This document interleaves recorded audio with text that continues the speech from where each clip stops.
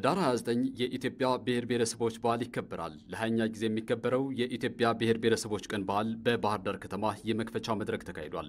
በመድረኩ ላይ ተገኝተው ንግግር ያደረጉት የባህር ዳር ከተማ ምክትል ተቀዳሚ ከንቲባ አቶ ጎሹ እንዳላማው የበዓሉ መከበር ለሀገር አንድነትና ሰላም የሚያበረክተው አስተዋጽኦ የጎላ መሆኑን ተናግረዋል። እንኳን ለሃያኛ ጊዜ ለሚከበረው የኢትዮጵያ ብሔር ብሔረሰቦች ቀን በሰላም አደረሳችሁ፣ እንኳን አደረሳችሁ፣ እንኳን ተገናኘን ለማለት ፈልጋለሁ። ሀገራችን ኢትዮጵያ ብዝሃ ታሪክ ያላት ብሔር ብሔረሰቦች ተሰባጥረው የሚኖሩባት ብዝሃ ማንነት ያላት ሀገር ናት። ብዝሃ ማንነቷ ለሀገራችን ጌጧ፣ ክብሯ እና የክብሯ ምንጭ ነው። ኢትዮጵያ ሀገራችን ነፃነቷን ጠብቃ የአፍሪካ የነፃነት ተምሳሌት ሆና እንድትቀጥል ካስቻሏት አንዱ እውነታ ብዝሃነቷን ለሀገር አንድነት እና ሀገርን እና ክብርን ጠብቆ ለመኖር ያስቻለ አድርጎ አባቶቻችን መጠቀም በመቻላቸው ነው። ስለዚህ የኢትዮጵያ ብሔር ብሔረሰቦች ቀን ሲከበር እኛ ኢትዮጵያውያን የተለየ መልክ ያለን፣ የተለየ ታሪክ ያለን፣ የራሳችን የሆነ ቋንቋ፣ የራሳችን የሆነ የዘመን አቆጣጠር፣ ፊታችን እና ቀለማችንም ከሌሎች የዓለም ሀገራት የተለየን ነን ብለን እንድንል የሚያደርግ ብዝሃ ማንነት ያለን ነው። ይህንን ብዝሃ ማንነታችን ደግሞ ሕገ መንግስታዊ ዕውቅና ሰጥቶ ማክበር አንድነታችንን፣ ወንድማማችነታችን፣ እህትማማችነታችን እንዲጠናከር የሚያደርግ እንድንተዋወቅ፣ እንድንከባበር የሚያደርግ በችግርም ጊዜ አብረን እንድንቆም በደስታም ጊዜ በተመሳሳይ አብረን እንድንሆን የሚያደርግ ነው። ከዚህ በፊት በነበረው ጊዜ የኢትዮጵያ ብሔር ብሔረሰቦች ቀን ህዳር 29 ሲከበር ከለውጡ በፊት በነበረው አከባበር እና ሐሳቤ አንድነትን በሚያመጣ ኢትዮጵያዊነትን ከፍ በሚያደርግ መልክ አልነበረም። በተዛባ ትርክት ላይ ቆመን የኢትዮጵያ ብሔር ብሔረሰቦችን ቀን የምናከብርበት ሁኔታ ኢትዮጵያን ታሪኳንና ክብሯን ጠብቃ እንድትቀጥል የማያደርግ የልዩነት የበዳይ ተበዳይ ትርክት ላይ የተመሰረተ በመሆኑ የራሱ የሆኑ ችግሮች ነበሩት። ለውጡን ከጀመርንበት ጊዜ ጀምሮ ግን የብሔር ብሔረሰቦች ቀን የሚከበረው ከዚህ ለየት ባለ እሳቤ ውስጥ ሆነን ነው። ዋነኛውና የመጀመሪያው ኢትዮጵያዊነትን፣ አንድነትን፣ ብሔራዊነትንና አርበኝነትን መሰረት ያደረገ ሆኖ እንዲከበር ለማድረግ ጥረት እየተደረገ ነው። በዚህም ትልቅ ውጤቶች እየተገኙ የብልጽግና ጉዟችን እና ኢትዮጵያ የበለጸገች ሀገር የመሆን ራዕያችን ማሳካት በምንችልበት ያስተሳሰብ ሁኔታ ውስጥ እንድንመጣ እያደረገ ያለበት ሁኔታ ነው ያለው። በመሆኑ የዛሬውን የብሔር ብሔረሰቦች ቀን ስናከብር አሁን በገለጽኩት መንፈስና ስሜት ውስጥ ሆነን ነው። የበዳይ ተበዳይ ትርክትና የገፊና ተገፊ ትርክትን በሚያስቀር አኳኋን፣ አንድነታችን በሚያጠናክር አኳኋን የምናከብረው። ከዚህም በኋላ የኢትዮጵያ ሕዝቦች አንድነት፣ ወንድማማችነት ሊጠናከር የሚችልበትን አስተሳሰብ በማጎልበት የኢትዮጵያ ፌዴራሊዝም የልዩነት ምንጭ ሳይሆን የአንድነት ምንጭ ሆኖ ማገልገል በሚችልበት አኳኋን ማክበር ያስፈልጋል። ከለውጡ ጊዜ ጀምሮ እያከበርን ያለነው በዚህ መንፈስና ስሜት ነው። በመሆኑ የኢትዮጵያ ብሔር ብሔረሰቦችን ቀን ስናከብር እንደ ባህር ዳር ከተማ በዛሬው ዕለት ደግሞ ክልላዊ የማስጀመሪያ ፕሮግራም በመሆኑ የአማራ ክልል ህዝብ እንደ ሌሎች የኢትዮጵያ ህዝቦች ሁሉ መብቱ ክብሩ ተጠብቆለት እንደ ህዝብ የሚያነሳቸው ህጋዊ ታሪካዊ ጥያቄዎቹ በህግና በአሰራር ምላሽ እያገኙ የህዝብ ተጠቃሚነት እየተረጋገጠ የሚሄድበት ሁኔታ ማጠናከር የምንችልበት ነው መሆን ያለበት። ጥያቄዎቻችን ሁሉ መፈታት ያለበት በሰላምና በሰላም ብቻ ነው። ሰላም የሁሉም ነገር መሰረት ነው።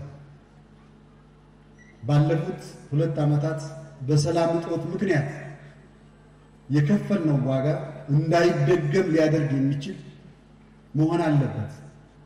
ስንመካከር በዚህ ውስጥ ሆነን መመካከር ያስፈልጋል። ስንነጋገር ይሄ እንዳይደገም ማድረግ ያስፈልጋል። አሁን ያለንበት ሁኔታ እየተሻሻለ ያለውን ሰላም የበለጠ ማጠናከር ያስፈልጋል። የአማራን ህዝብ የኛን የራሳችን ጥያቄዎች መልስ ለመስጠት እርስ በርሳችን መገዳደል ያስፈልጋል። ይሄ መቆም አለበት። ሰላማችን መጽናት አለበት።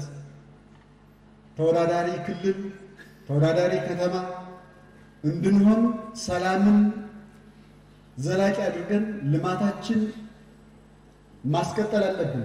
ሌት ተቀን መስራት አለብን። ዓለም የውድድር ሜዳ ናት። ሳንሰራ በሩቅ እየተመለከትን ጥያቄ ብንጠይቅ ሊሆን የሚችል ነገር የለም፣ ሊለወጥ የሚችል ነገር የለም። ለዚህ ሁሉ ግን መሰረቱ ሰላም ነው።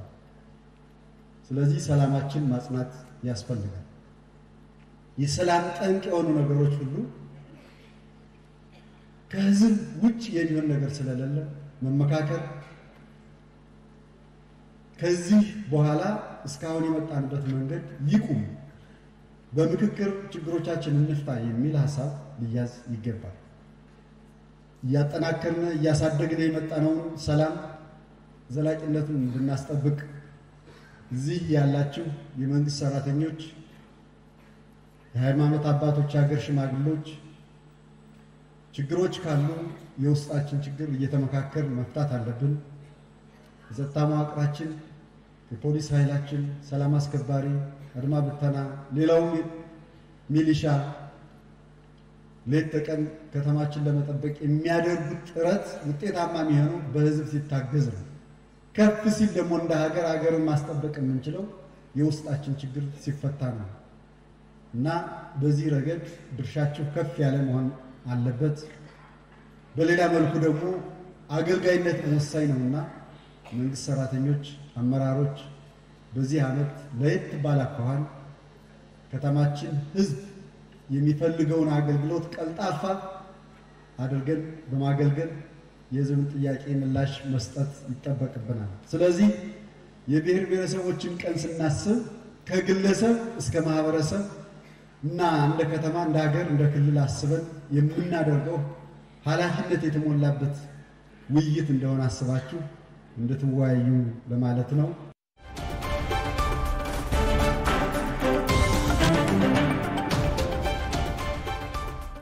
የአማራ ክልል ምክር ቤት አፈ ጉባኤ ወይዘሮ ፋንቱ ተስፋዬ የኢትዮጵያ ብሔር ብሔረሰቦች ኢትዮጵያ የጠነከረችና የበለጸገች እንድትሆን በጋራ መስራት ይገባል ብለዋል። ተከበራችሁ በየደረጃው ያላችሁ የክልል አመራሮች፣ የባህር ዳር ከተማ አመራሮች፣ ሰራተኞች፣ ተከበራችሁ የሃይማኖት አባቶች፣ የሀገር ሽማግሌዎች፣ የዚህ ውይይት የዚህ በዓል አከባበር ታዳሚዎች፣ ክቡራትና ክቡራን፣ ከሁሉ አስቀድሜ ለሃያኛው የኢትዮጵያ ብሔር ብሔረሰቦች ህዝቦች ቀን የመክፈቻ እንኳን አደረሳችሁ አደረሰን ለማለት እወዳለሁ።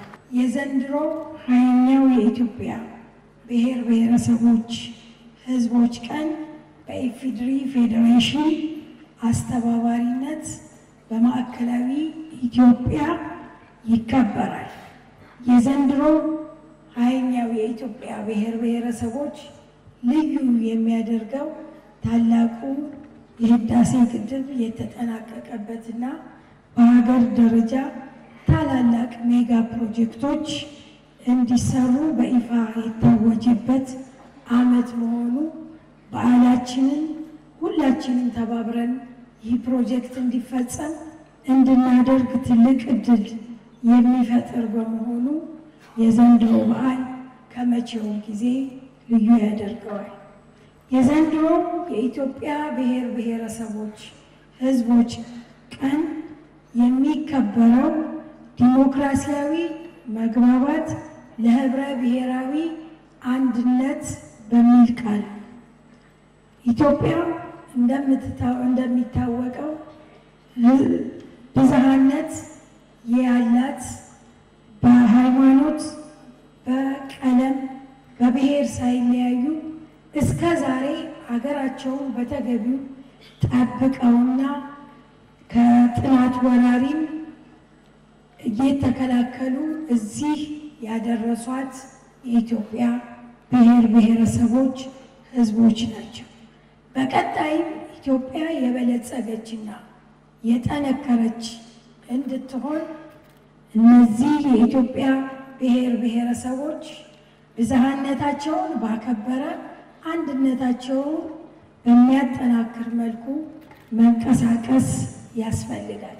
የበዓሉም ዓላማ የኢትዮጵያ ብሔር ብሔረሰቦች ህዝቦች መካከል ብዝሃነት ላይ የተመሰረተ አንድነት ስር እንዲሰድ እንዲዳብር በማድረግ ህብረ ብሔራዊት ኢትዮጵያን በመመስረት የበለጸገች ኢትዮጵያን ለዜጎቿ ምቹ የሆነች ኢትዮጵያን ማጠናከር።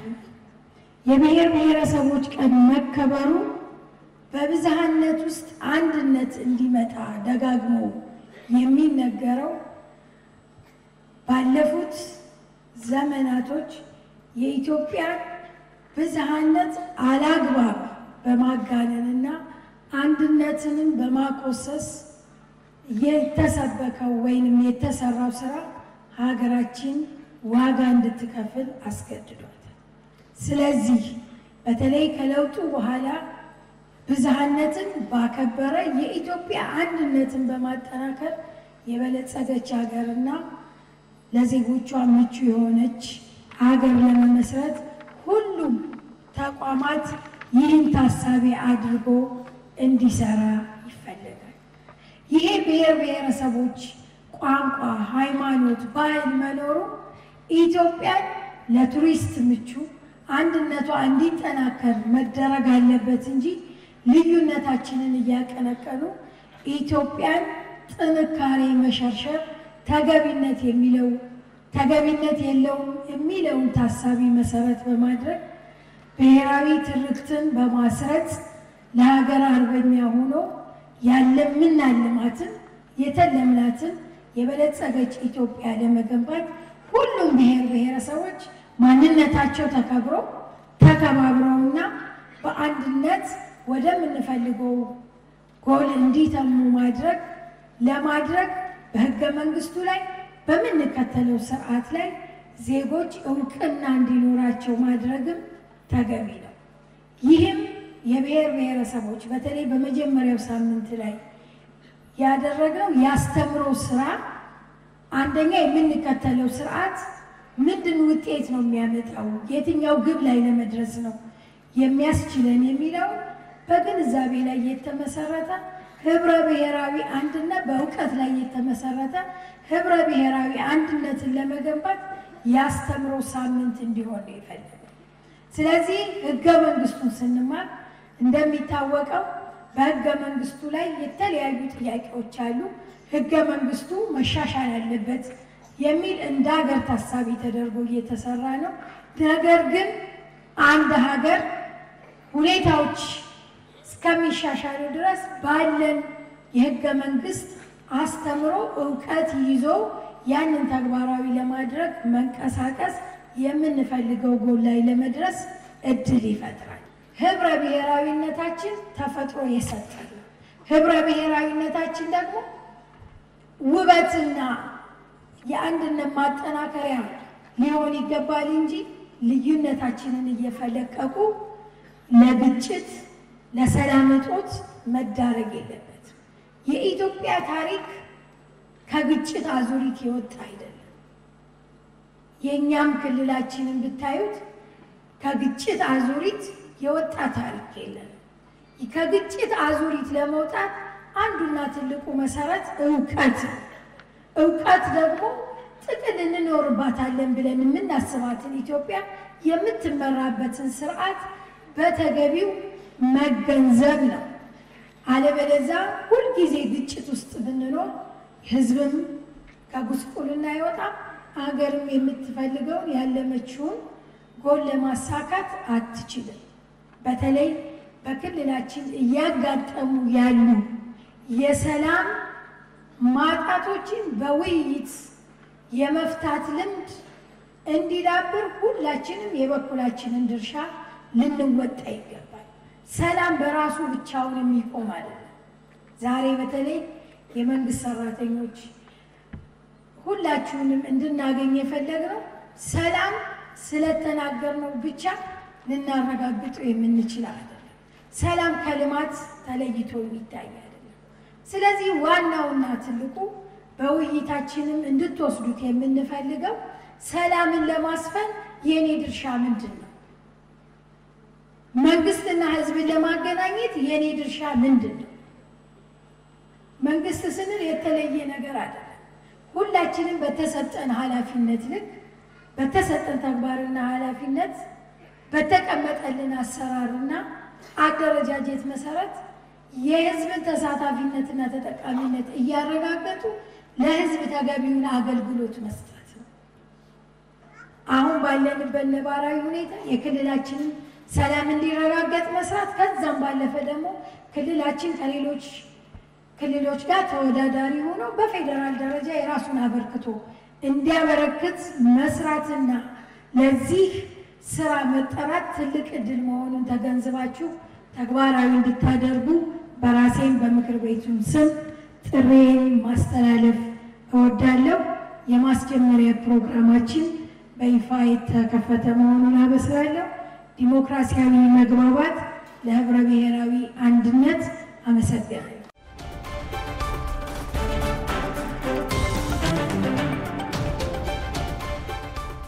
በበዓሉ ዕለት ህገ መንግስትና ዲሞክራሲ በሚል ርዕስ ጽሑፍ ቀርቦ ውይይት ተደርጎበታል። ተሳታፊዎች የተለያዩ አስተያየቶችና ጥያቄዎችን አቅርበዋል።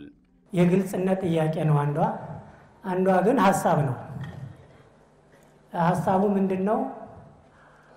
ብሔር ብሔረሰቦች ማለት እንደኔ ሁላችንም ከግብርና የመጣንነን በየክልላችን በቆሎ ያልበቀለ ያላባቀለ ክልል አይገኝም፣ ወይም ቀበሌ ወረዳ አይገኝም። ሁሉን መልክ የያዘ ጉራማይሌ እንለዋለን። በልጅነታችን እሷን ስንሸለቅ ስናይ ሁላችን እንጣላባታለን። ለኔ ያለ እኔ ብሔረሰቦችን እንደዛ ነው የምገልጣቸው። ብሔረሰቦች እንደዛ ነው መገለጥ ያለባቸው እንደኔ። ምክንያቱም ጌታችን ሲኸልቀን ሲፈጥረን ሁሉን አፈጣጠር አይነት ቀለሙን ከረኑን የፈጠረበት ዲዛይኑ መልክ ለትምህርት ነው። ሁላችሁን የፈጠርኳችሁ እኔን እንድትገነዘቡና አፈጣጠሬን ጌትነቴን እንድታውቁ ነው እንጂ ነጭ ስለሆንክ አክብሬህ፣ ቀይ ስለሆንክ ወድጄህ፣ ጥቁር ስለሆንክ ጠልቼህ አይደለም። ዙረን ሁላችን ወደ እሱ እጅ እንገባለን። ብሔረሰቦችን እኔ የምመለየው በራሴ አገዛዘብ እንደዚህ በቆሎ በጣም እንደሚያምሩት በጣም እንደሚያስደስቱን ልጆቻችን ላይ ይችን ማሽላ ወስደን አሳይተን ሁሉም ብሔረሰቦች እንዲህ እንድንወድ ብናደርግ ሁሎቹ ክብር እንሰጣለን ብዬ አምናለሁ። ሌላው የግልጽነት ጥያቄ የሚለይ እኔ ትንሽ መቼም ሀገራዊ ስሜት በጣም የሚሰማኝ ነገር አለ። ኢትዮጵያ ስትባል የመጀመሪያዋ መታወቂያዋ ሰንደቅ ዓላማዋ ነው። የወደብ አልባ ሰዎች የሰው ሀገር ተመልካች ሆነናል። እኔ አንዱ ያለምንም ጥቅም ለሀገሬ ለኢትዮጵያ አንዱ የድሮ ወታደር ነበር። ዳህላክን አሳምሬ አውቃታለሁ፣ ምጽዋን አሳምሬ አውቃታለሁ፣ ሐሳብን አውቃታለሁ። እቺ የምትታወቅ መርከቦቻችን እኮ ሳይቀር በክልል ሳይሆን የሚጠሩት ተከዜ መርከብ፣ አባይ መርከብ፣ ዝዋይ መርከብ፣ ዋቢ ሸበሌ መርከብ፣ ኢትዮጵያ መርከብ ተብላ ነበር። መርከቦቻችን እኮ በቀይ ባህር ላይ የሚታወቁት ማንን ይዘው? ያችን ሰንደቅ ዓላማ ቀይ ብጫ አረንጓዴ ይዘው። ምክንያቱም እኔ በውትድርና ቀይ ብጫ አረንጓዴ ትርጉሟን ሳውቃት ቀይዋ ደማችን ናት፣ ቢጫዋ ተስፋችን ናት። በሃይማኖትም ተስፈኛ ነን ፈጣሪ ይመረናል ብለን በምድርም ደግሞ ማንም አያጠቃናም ተስፈኛ ነን ብለን ለምለማ ደግሞ ለምለም ናት የሚል ስያሜ ነው የተማርኩት። በህገ መንግስቱ ላይ መግባባት የለም፣ በሰንደቅ ዓላማ ላይ መግባባት የለም። ታዲያ ምን ይሁን? መጨረሻ ላይ ሂዶ ተንጠልጥሎ የቀረ ነው። መፍትሄ ምንድነው? ምንድነው መደረግ ያለበት? ስሜ ሀጅ ተዘራ አበበ እባላለሁ። ምስጋና የሆነው እድሜም ወደ 80 በላይ ነው። ኃይለ ሥላሴ ጀምሮ ደርግ ወያኔ አሁን ብልጽግና መንግስት ድረስ ደርሻለሁ። ምስጋና የሆነው በኃይለ ሥላሴ ዘመነ መንግስት የነበረው ስርዓት ንጉሱ ልከዋል፣ ጠቅላይ ግዛቱ ልከዋል፣ አውራጃው መጥቷል፣ ወረዳው ጣቢያ ዳኛው ነው እንጂ ህዝብን ሰብስቦ የማወያየት ስርዓት አልነበረው። ያን ስርዓት ደርግ አፍርሶ ህዝብን ሰብስቦ አወያይቶ የሚፈልገውን የሚመራውን ሰው ማስመረጥ ያስተማረን ደርግ ነው። ከዚያ ወያኔ ቀረ ወረደ፣ ወያኔም እንደዚሁ መጣ። አሁንም ብልጽግና እያወያየን ነው። እርግጥ ነው ኢትዮጵያ 130 ሚሊዮን ህዝብ ያላት ሀገር ሰፊ ሀገር ናት። መመጋገር ልምድ የሌለን በመሆኑ እኔ በቀር ሌላ ሰው የለም የሚል ብዙ ህዝብ ያለባት ስለሆነ ይህም በአስቸኳይ ተብሎ መልስ ባለመሰጣቱ ጥሩ ነው። ረጋ ባለመልኩ ወጋ ብለው አስበው መልስ እንዲያመጡልን አደራ ለማለት ነው። ብሔር ብሔረሰቦች የሚለው ደግሞ ጥሩ ነው። አለፈው በወያኔ ጊዜ ነው መሰለኝ አባይ ማዶ ነው የተከበረ የመጀመሪያው። ማንና ማንነታችንን አንተዋወቅም ነበር። እኔ ብቻ ምንል ባህሪ ነበርን። አሁንም እኔ ለህዝቡ መናገር የምፈልገው ቆም ብሎ መወያየት ይጠቅማል። ይሄ ቤት ዝም ብሎ አልቆመም፣ ተሳስሮ ነው። ብረቱ በብረት ተሳስሮ ሲሚንቶ ባሾው ተጠላልፎ ነው ለዚህ ቤትነት የበቃ። ስለዚህ እየተመካከርን ረጋ ብለን መጀመሩ ጥሩ ነው፣ ባንቸኩል ጥሩ ነው። ምክክርን ሰፋ እያደረግን ብናውቀው ጥሩ ነው ለማለት ነው። አመሰግናለሁ። እንኳን ለብሔር ብሔረሰቦች በዓል በሰላም አደረሰን እያልኩኝ እንግዲህ ለኢትዮጵያ ፌዴራላዊ ዲሞክራሲያዊ ስርዓት እንደሚያስፈልጋት እሙን ነው። አካታች የሆነ ስርዓትን ለመገንባት የታሰበ እና ከዓለም አቀፍ ተሞክሮ የመጣ መሆኑ ይታወቃል። ብሔረሰቦች ብሔረሰብ ቋንቋ መግባቢያ እንጂ መለያ አለመሆኑ እየታወቀ ወደ ህወሓት ወይም ደግሞ ወደ ወያኔ ስርዓት ስንመጣ አገራችን ኢትዮጵያን እንዳልነበረች አድርጎ ያበላሻት ስርዓት መሆኑ ይታወቃል። ብሔር ብሔረሰቦች ስም የነገደ ዲሞክራሲውን መጀመሪያ ላይ በልምምድ ሚሄድ መስረጽ የሚገባውን አስቀድሞ ዲሞክራሲ በማለት በተግባር ላይ እንዲያውለው ሲደረግ አዲስ የሆነበት የኢትዮጵያ ህዝብ ግን ይህንን ስርዓት ለመከተልና አምኖ ለመቀበል ያልተቻለበት ምክንያት ነበረ። አሁን ከለውጥ መንግስት ስንመጣ የመናገር የመሰብሰብ ሐሳብን በነፃ የማራመድ ዲሞክራሲያዊ ልምምዱ እየሰረጸ ቢሆንም ያ የተዘራው ዘር ግን አሁንም ያልተነቀለ በመሆኑ በብሔር በክልል በቋንቋ በጎጥ አንድ ቋንቋ የሚናገረው እንኳን አንድነት እንደሌለ ይታመናል።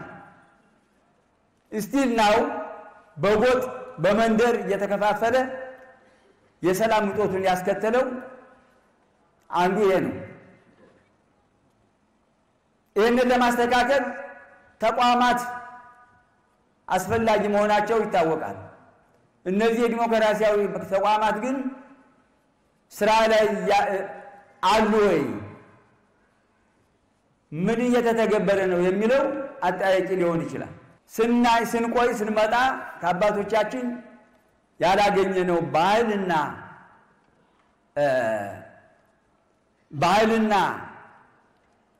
እምነት ባህልና ማንነት በአሁኑ ሰዓት እየታየ ይገኛል። ይህንን ዲሞክራሲና አንድነት አብሮነት ስር እንዲሰድ የጠለቀ ትምህርት ባለመሰጠቱ ለምሳሌ በትምህርት ቤት እንደ አንድ ትምህርት ተብሎ ባለመሰጠቱ ተግባራዊነቱ ላይ ከወሬ የዘለለ ወደ በተግባራዊነት ያልተሰራበት በመሆኑ ቅድም እንዳልኩት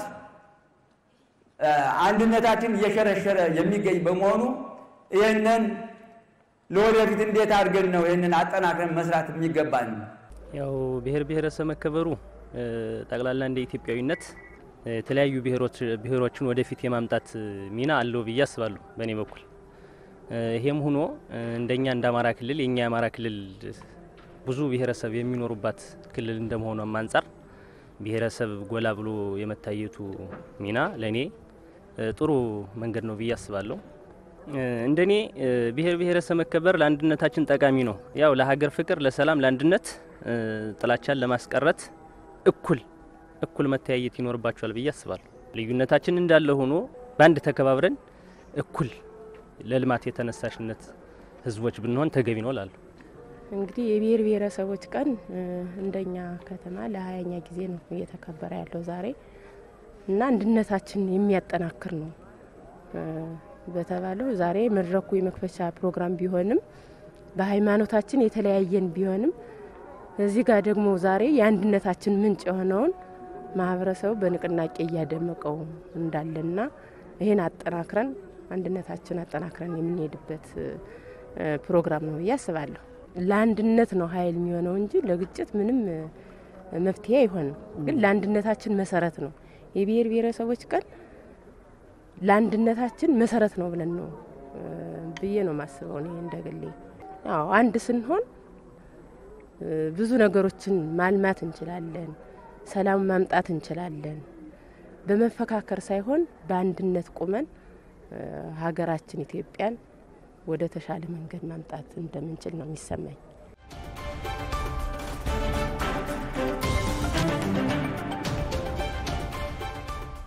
የአማራ ክልል ምክር ቤት የህግ ጉዳዮች አማካሪ አቶ ይርሳው ታምሬ ለተነሱ ጥያቄዎችም ምላሽ ሰጥተዋል። ይህን የምክክር መድረክ በአግባቡ ልንጠቀምበት ይገባል። እኛ ብዙ ጥያቄ ያለን ህዝቦች ስለሆን፣ ብዙ ቅሬታ ያለን ህዝቦች ስለሆን፣ ብዙ ስሜት ያለን ህዝቦች ስለሆን የሀገራዊ ምክክሩ ላይ በጣም ንቁ ሆኖ መሳተፍ ያስፈልጋል።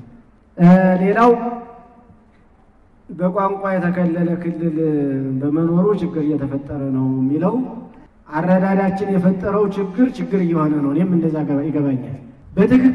በትክክል እንነጋገር ከተባለ ግን የኛ ሀገር የክልል አከላለል በቋንቋ አይደለም፣ በቋንቋ ብቻ አይደለም። ምሁራን አካባቢ በጣም ልቅ ያልሆነ ትችት ይሰጣል። ኤትኒክ ፌዴራሊዝም ነው የምንከተለው፣ በኤትኒክ ግሩፕ ላይ የተመሰረተ ፌዴራሊዝም ነው የምንከተለው ይባላል። እውነታው ግን እሱ አይደለም። ኤትኒክ ፌዴራሊዝም እንከተል ከተባለ 76 ብሔረሰቦች አሉ፣ 76 ክልል መኖር አለበት። በቋንቋ ላይ ነው የተመሰረተ ከተባለ 80 ምናምን ቋንቋ አለ፣ 80 ክልል መመስረት አለበት። እውነታው እሱ አይደለም። በቋንቋም በአከላለልም በስነ ልቦና ምናምን ተብለው 3 መስፈርቶችን ያካተተ ነው። ስለዚህ እሱ አይደለም አንተ ችግር የሆነው ክልልን አከላለልን አላግባብ በመተርጎም የመጣ ነው። ክልል ሲሰጠው ሀብቱ የኔ ነው ይላል አብሮ እኔ ብቻ ነኝ እዚህ ክልል ላይ ማዘዝ ይላል። ሌላውን መጤ ያረጋል። እሱን እዚያ የተፈጠረ ለዚያ መሬት የተፈጠረ አድርጎ ይሰጣል። ስለዚህ እዚያ ጋር ያለውን አስተሳሰብ ነው መታገል ያለብን እንጂ የፌደራል አንዱ ችግር አከላለል ብዙ ጊዜ አያስማማም። ጂኦግራፊክ እናርግ ስንል ከየትኛው ጀምረን እናርገው? ይሄን ወደዚያ ነው ወደዚህ ነው መሆን ያለበት ክርክር ነው። ቋንቋ እናርግ ስንል ሌላ ችግር ነው። ስለዚህ ያለንን ይዘን የተዛባ አስተሳሰብ ነው እያባላን ያለ። አንድ አባት እንዳነሱት ከክልል ወጥቶ በአንድ ክልል ውስጥ በሰፈር በምስራቅ በምዕራብ በደቡብ እያል ወረድ ስንል በዚህ ወረዳ በዚያ ወረዳ እያል ወረዳ ውስጥ የዚህ ቀበሌ የዚህ አካባቢ እየተባባለ ስንባላ ነው የምንውለው። ይሄ አእምሯችን ላይ የፈጠርነው ከፋፋይ አስተሳሰብ ስለሆነ መታገል የሚያስፈልገው እሱን ነው ብዬ ነው የማምን። ይህን መሰረት ተደርጎ ማሻሻያ ለመስራት እየተሰራ ነው። ለምሳሌ ክልሉ ኮሚቴ አቋቁሞ የትኛው አንቀጽ ነው የሚሻሻለው የክልላችን ህገ መንግስት፣ ከሀገር አቀፉ ህገ መንግስት ደግሞ እንዲሻሻሉ የምንፈልጋቸው የትኞች ናቸው ተብሎ በምሁራን ተጠንቶ እንዲቀርብ አድርጓል።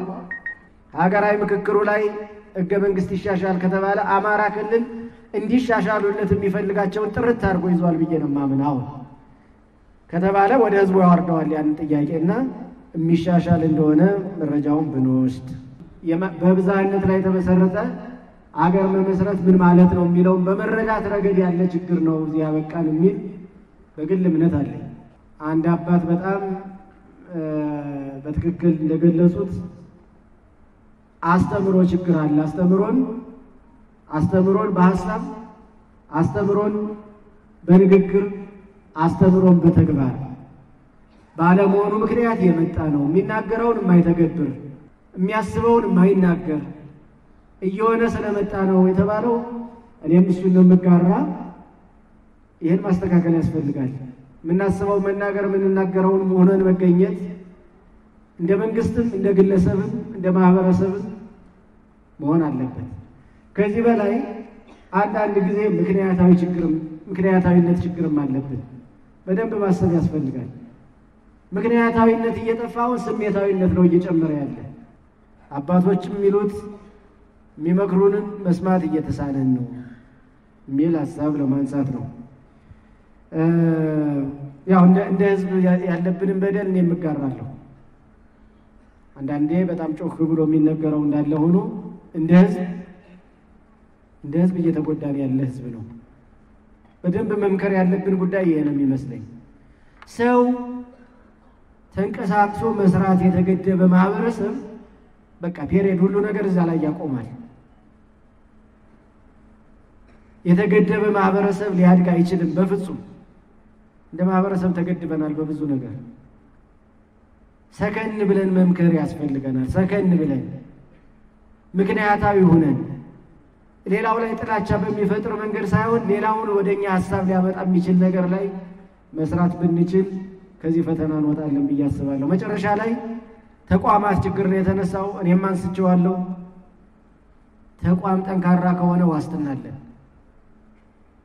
በቃ እኔ አንድ የመንግስት ባለስልጣን አላግባብ ቢበድለኝ ነፃ ሆኖ የሚፈርድልኝ ፍርድ ቤት አለ ብዬ ማምን መሆን አለብኝ። ስንቶቻችን እናምናለን በዚህ? እናምንም እኔን ጨምሮ። ፖለቲካው የሚጠልፈው ፍርድ ቤት አለ እዚህ ሀገር ውስጥ።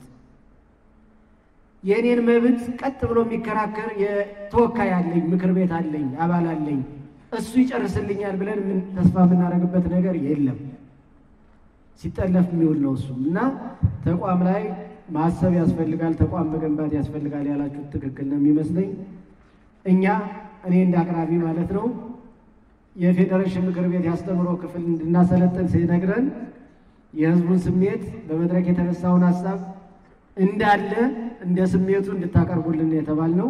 እናንተ ያነሳችሁትን እንደ ስሜታችሁ አድርገን ለሚመለከተው አካል ሪፖርት እናቀርባለን። አመሰግናለሁ።